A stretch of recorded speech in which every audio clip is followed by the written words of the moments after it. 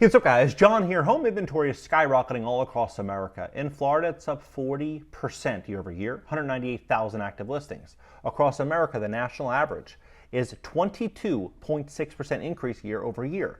So you have this, what I would argue is a 2007-2008 like housing market. In 2007, home sellers thought that their home was worth $300,000. Back then the average house was $250,000, $300,000.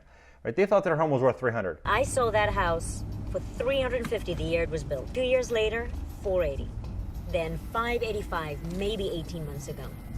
This couple bought it for $650,000 last year. Then the media took the story, saying the housing market's crashing, job market's falling apart, it's the end of the world. 2.6 million jobs were cut from the economy last year. That's the greatest decline since 1945. That was what many people saw. And because of that, home buyers reacted accordingly.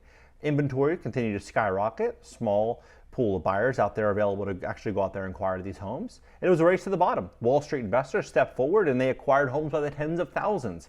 Blackstone formed Invitation Homes, and many of these other private equity firms joined the party. It was an end for Main Street, and many would argue back then. But when you look at what's happening right now, you'll realize that this situation is probably going to be far worse than 2007 and 2008.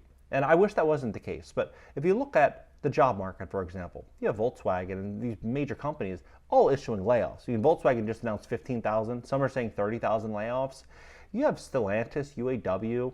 You had Kaiser that was on strike. School teachers are wondering if they're going to have a job. You have freight, trucking, logistics, construction. All of these industries are getting absolutely decimated. As that's happening, consumer debt is through the roof, and insurance and property taxes are going parabolic in most cities, counties, and jurisdictions all throughout America.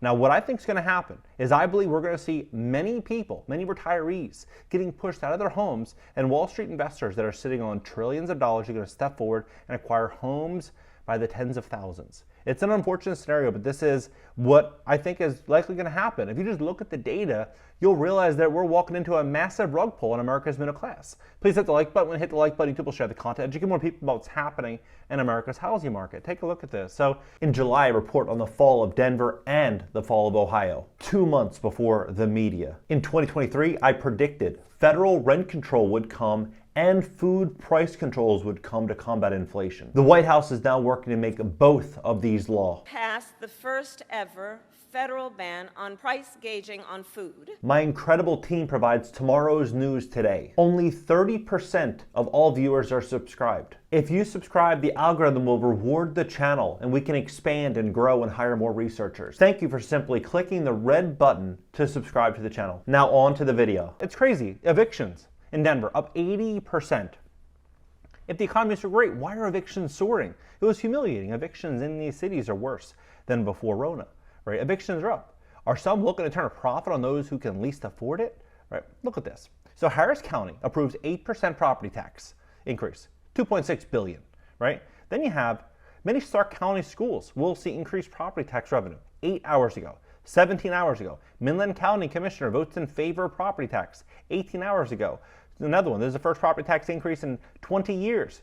2 days ago, Greenville Village Council asked to voice opposition. Right? SKYROCKET caps property tax increase at 11%. You have Silver Lake. They just approved 13.22%. All of these locations, all within the last 24 hours, right? And this is of 10 pages. If you just look at tools, we'll just look at the last week, 10 pages. Let's look at the last 24 hours, right? The last 24 hours, 5 pages of just property tax increases. Now, New York, for example, they're collecting $2.5 billion worth of property taxes. This is after many of these small businesses were put through hell and back in New York over the last 4 years.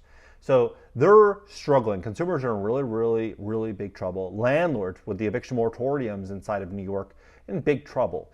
And now they're getting hit with this $2.5 billion increase. They say that New York net tax collection from April through August outpaced total the span $2.5 billion, right? Then Constantine proposes new property tax to keep public health clinics open.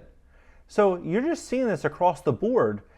But what I think is very different this time around is I believe that when they say home values are up 50%, I believe that they want to tax people based on these values.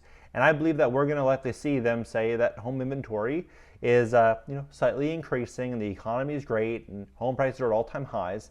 But meanwhile, in the background, things are going to be happening. Like if you look at VA home foreclosures, not getting reported right now. There's a moratorium. If you look at FHA, there's a 25% payment reduction plan for those not to be reported.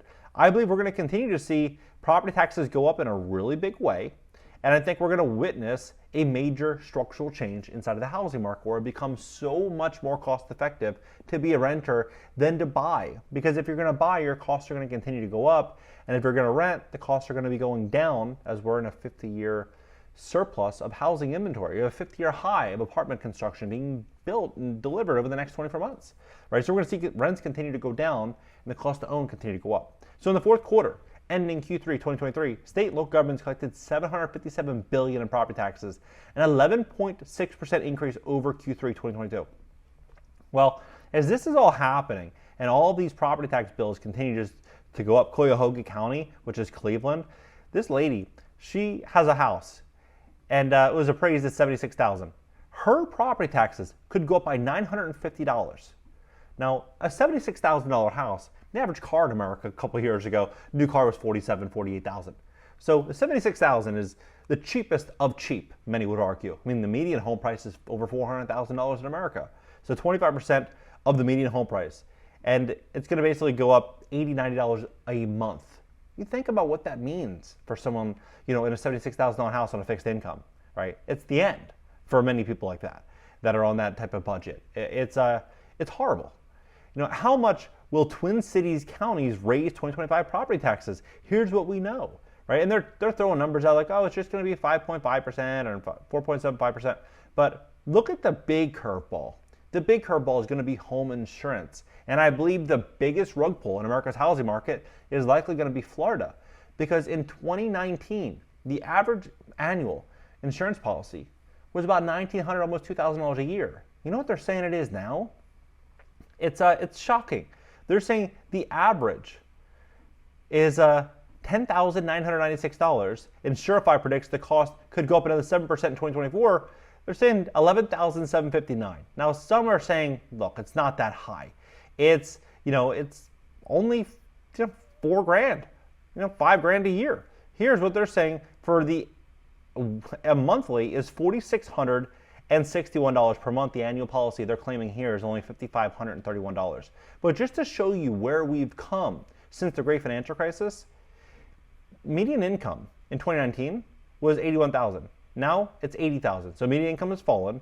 In the financial crisis in 2007, right before everything hit the fan, you could rent a one-bedroom for $546. A studio was $492. That's basically the price of home insurance now. Basically the price of home insurance. How much have wages really increased since 2007? It was 2007 to $71,000. So you think about it.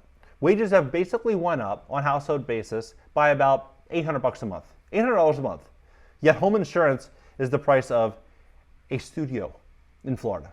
You think about what this is going to mean for a lot of retirees, people that bought, second homes here, a lot of snowbirds. A lot of people said, you know what, 2020, 2021, that era, New York was a place to be.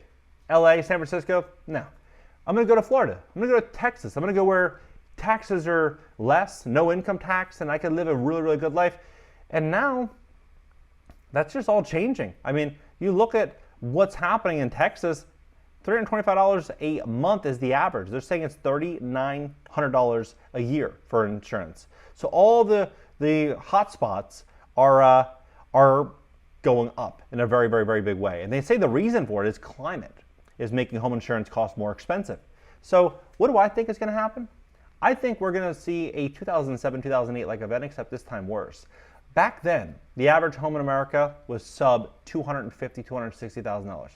In a really, really, really great area, $300,000, right? Now the average house is $450,000, $400,000, in that range. So you look at it. If real wages are softening, the job market's falling apart, insurance and taxes are going through the roof, consumers are tapped out, most Americans can't afford fast food, what are we going to walk into as these costs continue to mount?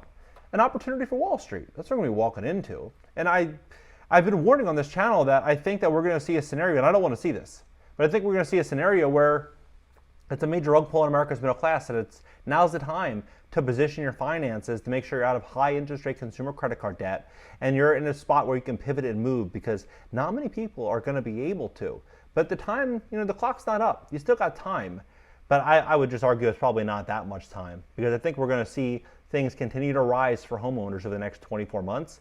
Sitting in a nice pool of cash, a great credit, stable income, or a great business, if you can check those boxes, you're going to be in really, really, really good shape. What do you think about this situation? How high do you think we're going to see property taxes going up over the next, call it a year, next 2 years? Do you think we're going to see them continue to rise? Now, I would argue this time around, we're not going to see the media talking about a housing market crash, because if the housing market does crash and home values fall in a very, very, very big way, the taxable revenue on these properties will fall.